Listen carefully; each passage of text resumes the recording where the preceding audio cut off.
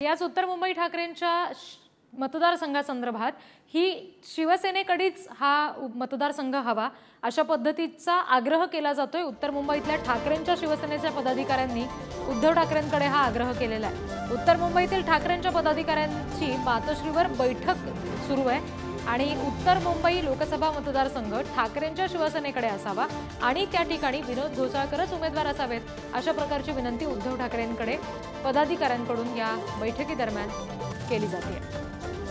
प्रतिनिधी चेतन सावंत आपल्याशी जोडले गेले। चेतन, काय नेमकं म्हणणं आहे या सगळ्या पदाधिकाऱ्यांचं? घोसाळकरांना उमेदवारी मिळण्यासाठी अजूनही ते आग्रही असल्याचं पाहायला मिळतं। खरंतर रिद्धी, काल महाविकास आघाडीची पत्रकार परिषद झाली। या पत्रकार परिषद जागा वाटपासंदर्भात माहिती देण्यात आली आणि उत्तर मुंबई लोकसभा मतदारसंघाची जी जागा आहे ही जागा काँग्रेसला सोडण्यात आल्याचं काल पत्रकार परिषदेत सांगण्यात आलं। त्यानंतर उत्तर मुंबई लोकसभा मतदारसंघासाठी इच्छुक उमेदवार असणारे विनोद घोसाळकर यांनी आपला प्रचार थांबवला होता।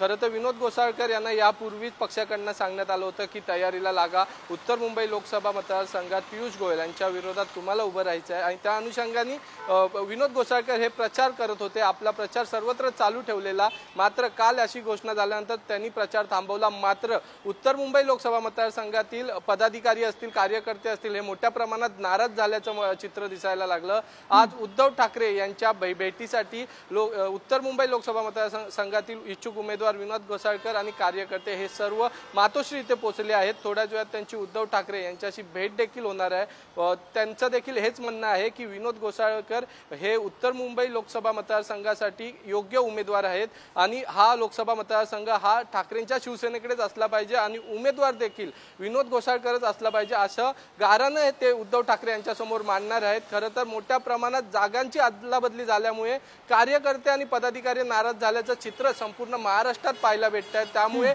उत्तर मुंबई लोकसभा मतदारसंघासंदर्भातला ही नाराजी आता ठाकरे दूर करतात का हे पाहणं महत्त्वाचं असणार आहे। रिद्धी जी, निश्चित चेतन, धन्यवाद दिलेल्या सगळ्या तपशिलांसाठी।